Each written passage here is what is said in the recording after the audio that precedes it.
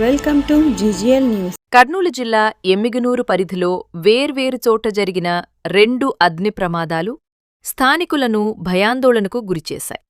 గడ్డివాము లోడుతో వెళ్తున్న 2 ట్రాక్టర్లకు ప్రమాదకరంగా వేలాడుతున్న విద్యుత్ తీగలు తగలడంతో మంటలు చెలరేగి భారీ ఆస్తి నష్టం సంభవించింది.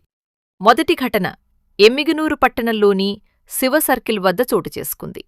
గడ్డి లోడుతో వెళ్తున్న ఒక ట్రాక్టర్ పైన తక్కువ ఎత్తులో ఉన్న విద్యుత్ తీగలకు తగలడంతో క్షణాల్లో మంటలు గడ్డికి వ్యాపించాయి.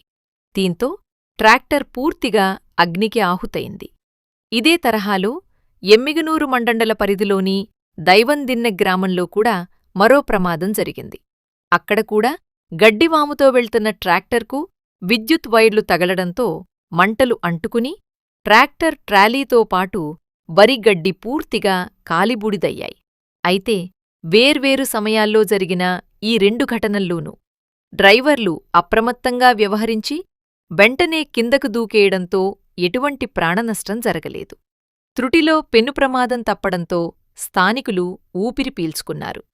రోడ్లపై ప్రమాదకరంగా వేలాడుతున్న విద్యుత్ తీగలను వెంటనే సరిచెయ్యాలని, లేని పక్షంలో మరిన్ని ప్రమాదాలు సంభవించే అవకాశం ఉందని స్థానిక రైతులు, ప్రజలు అధికారులను కోరుతున్నారు. ఇది ఎమ్మిగనూరు నుంచి మా ప్రతినిధి అందించిన సమాచారం.